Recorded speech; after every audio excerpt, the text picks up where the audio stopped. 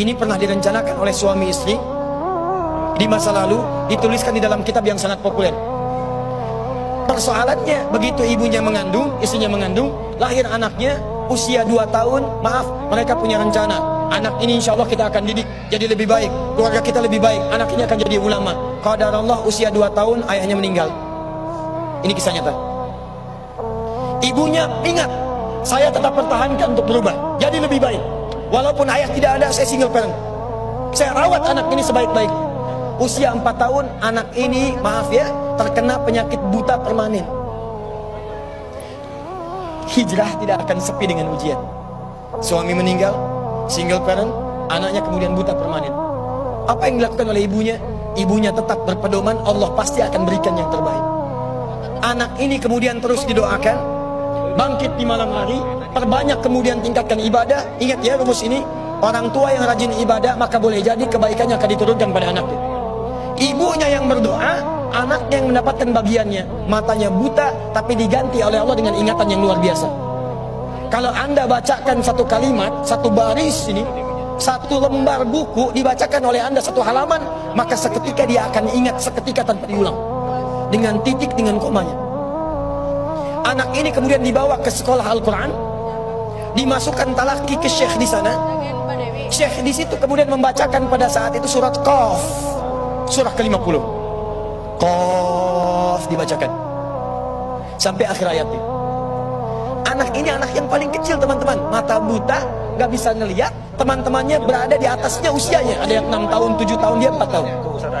Begitu selesai membacakan, kata syekhnya, lihat kalimatnya, man hafidha ala zahri qalbi, siapa yang hafal apa yang tadi saya bacakan, hafalan di dalam kepalanya, bukan di luar kepala. Hafal di luar kepala masih belum hafal. Kata syekhnya, hafal di dalam kepalanya. Tiba-tiba saat semuanya diam menyimpan tangannya begini, anak yang buta tadi mengangkat tangannya mengatakan, hafidtu ala zahri qalbi, saya sudah hafal. Syekhnya penasaran, kata syekhnya, bagaimana? Diambil anaknya ke depan, diminta baca, Masya Allah, bacaannya bukan hanya hafal, makhrajnya, sifat hurufnya, tajwidnya, semua mirip dengan syekhnya. Kata syekhnya, minal an tadrusul hadis, dari sejak sekarang ananda mesti belajar hadis. Pulang ke rumahnya, diantar oleh asisten rumah tangga ibu tadi.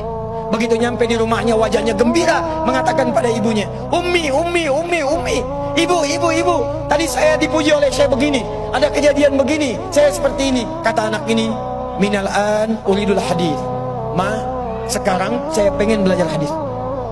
Kata ibunya, ya bunayya iktafi bil Quran, anakku sayang, kamu punya keterbatasan, supaya kamu nggak capek sekarang Quran dulu, baru setelah itu hadis. Kata anaknya, lah, dia percaya pada gurunya, dia percaya pada keyakinannya, dia katakan, ma, saya pengen belajar hadis. Dia tinggalkan ibunya sambil meraba jalan begini ke kamarnya.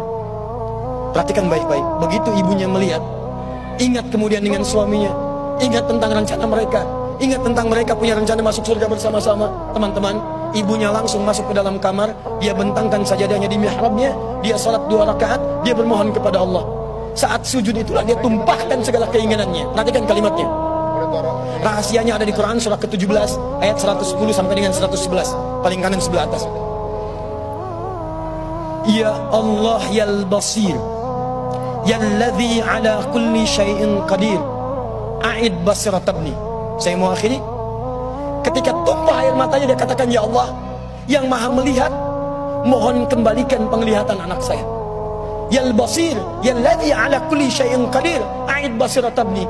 Begitu mengatakan kalimat itu, capek ketiduran. Kemudian pada saat itulah anaknya sedang mengulang surat Qaf di kamarnya. Begitu ibunya mengatakan ya basir, anaknya sampai pada ayat ke-22. Laqad kunta fi ghaflatin min hadza fakashafna 'anka ghita'aka wa basaruka al-yawma hadid. Ibunya menyebut ya basir, anaknya sampai di ayat wa basaruka al-yawma hadid. Dulu pandanganmu tertutup, sekarang kami akan buka, kamu akan melihat setelah ini dengan setajam-tajamnya. Ayat ini sebetulnya kemuliaan akhirat, tapi diturunkan mendapatkan kemuliaan dunia. Tiba-tiba setelah baca ayat ini, ibunya berdoa, bersamaan kalimatnya, tiba-tiba terbuka pandangannya.